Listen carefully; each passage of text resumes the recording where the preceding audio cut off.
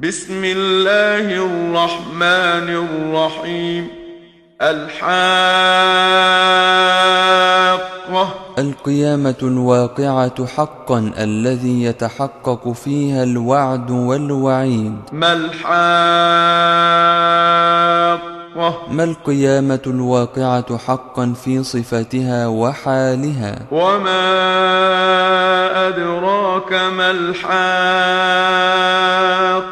وأي شيء أدراك أيها الرسول وعرفك حقيقة القيامة وصور لك هولها وشدتها؟ كذبت ثمود وعاد بالقارعة. كذبت ثمود وهم قوم صالح، وعاد وهم قوم هود بالقيامة التي تقرع القلوب بأهوالها. فأما ثمود فأهلكوا بالطاغية. فأما ثمود فأهلكوا بالصيحة العظيمة التي جاوزت الحد في شدتها. وأما عاد فأهلكوا بريح صرصر عاتية. وأما عاد فأهلكوا بريح باردة شديدة الهبوب سخرها عليهم 7 ليال و8 أيام حسوما فترى القوم فيها صرعى كأنهم أعجاز نخل خاوية. سلطها الله عليهم 7 ليال و8 أيام متتابعة لا تفتر ولا تنقطع، فترى القوم في تلك الليالي والأيام موتى كأنهم أصول نخل خربة متآكلة الأجواف. فهل ترى لهم من باقية؟ فهل ترى لهؤلاء القوم من نفس باقية دون هلاك؟ وجاء فرعون ومن قبله والمؤتفكات بالخاطئة. وجاء الطاغية فرعون ومن سبقه من الأمم التي كفرت برسلها وأهل قرى قوم لوط الذين انقلبت بهم ديارهم بسبب الفعلة المنكرة من الكفر والشرك والفواحش. فعصوا رسول ربهم فأخذهم أخذة رابية. فعصت كل أمة منهم رسول ربهم الذي أرسله إليهم فأخذهم الله أخذة بالغة في الشدة.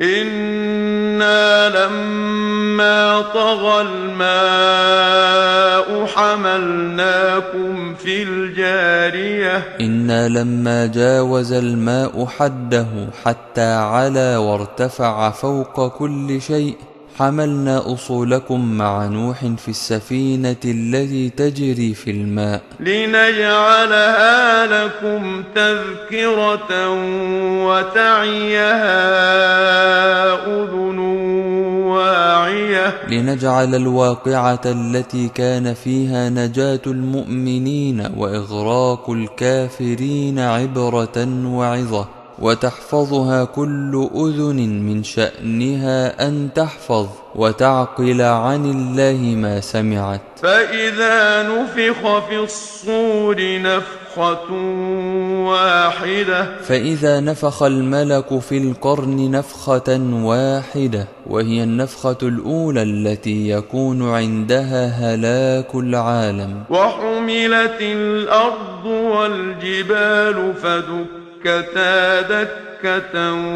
واحدة. ورفعت الأرض والجبال عن أماكنها فكسرتا ودقتا دقة واحدة. فيومئذ وقعت الواقعة. ففي ذلك الحين قامت القيامة. وانشقت السماء فهي يومئذ واهية.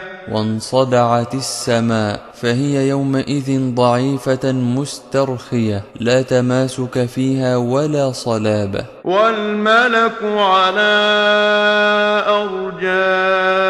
أرجائها ويحمل عرش ربك فوقهم يومئذ 8. والملائكة على جوانبها وأطرافها ويحمل عرش ربك فوقهم يوم القيامة 8 من الملائكة العظام. يومئذ تعرضون لا تخفى منكم خافية. في ذلك اليوم تعرضون على الله أيها الناس للحساب والجزاء، لا يخفى عليه شيء من أسراركم. فأما من أوتي كتابه بيمينه فيقول هاؤم اقرءوا كتابيه. فأما من أعطي كتاب أعماله بيمينه فيقول ابتهاجا وسرورا خذوا اقرءوا كتابي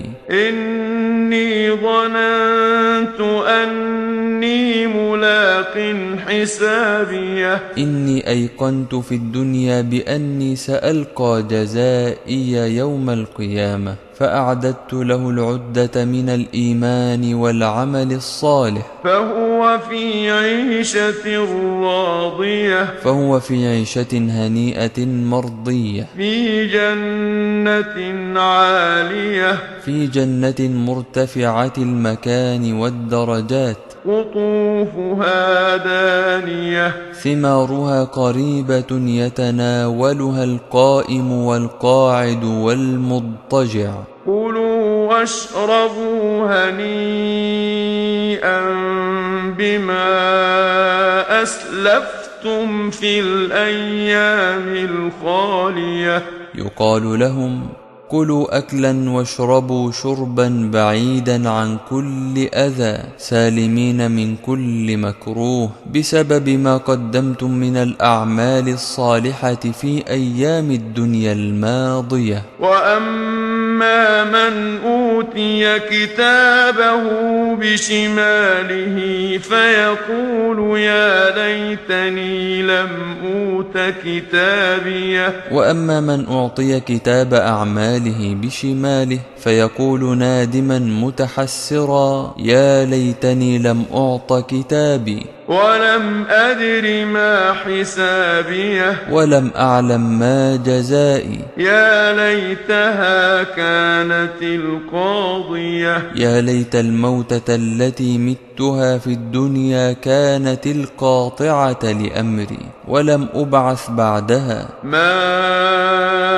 أغنى عني ماليه. ما نفعني مالي الذي جمعته في الدنيا. هلك عني سلطانيه. ذهبت عني حجتي ولم يعد لي حجة أحتج بها. خذوه فغلوه. يقال لخزنة جهنم خذوا هذا المجرم الأثيم فاجمعوا يديه إلى عنقه بالأغلال ثم الجحيم صلوه. ثم أدخلوه الجحيم ليقاسي حرها. ثم في سلسلة ذرعها 70 ذراعا فاسلكوه.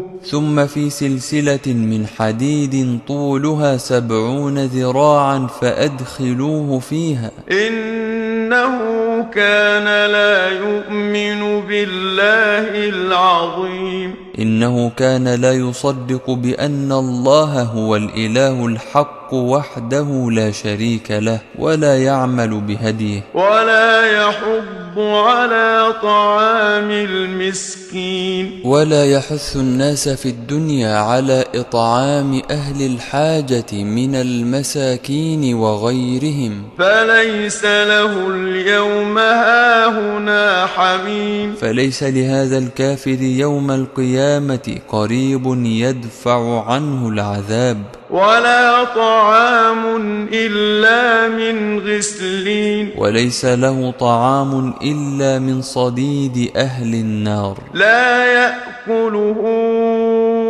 إلا الخاطئون لا يأكله إلا المذنبون المصرون على الكفر بالله. فلا أقسم بما تبصرون فلا أقسم بما تبصرون من المرئيات وما لا تبصرون وما لا تبصرون مما غاب عنكم. إنه لقول رسول كريم إن القرآن لكلام الله يتلوه رسول عظيم الشرف والفضل. وما هو بقول شاعر قليلا ما تؤمنون وليس بقول شاعر كما تزعمون قليلا ما تؤمنون. ولا بقول كاهن قليلا ما تذكرون وليس بسجع كسجع الكهان قليلا ما يكون منكم تذكر وتأمل للفرق بينهما. تنزيل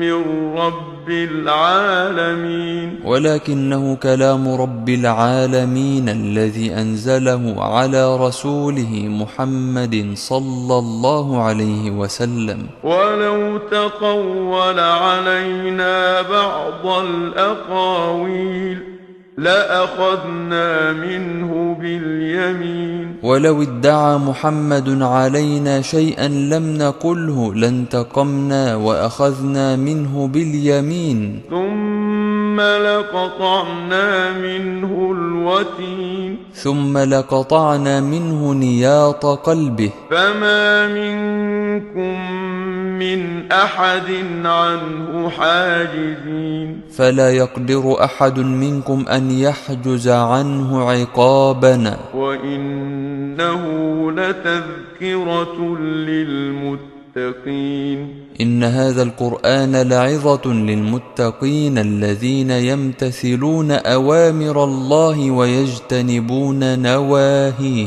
وإنا لنعلم أن منكم مكذبين إنا لنعلم أن منكم من يكذب بهذا القرآن مع وضوح آياته. وإنه لحسرة على الكافرين وإن التكذيب به لندامة عظيمة على الكافرين به حين يرون عذابهم ويرون نعيم المؤمنين به. وإنه لحق اليقين وإنه لحق ثابت ويقين لا شك فيه. فسبح باسم ربك العظيم فنزه الله سبحانه عما لا يليق بجلاله واذكره باسمه العظيم.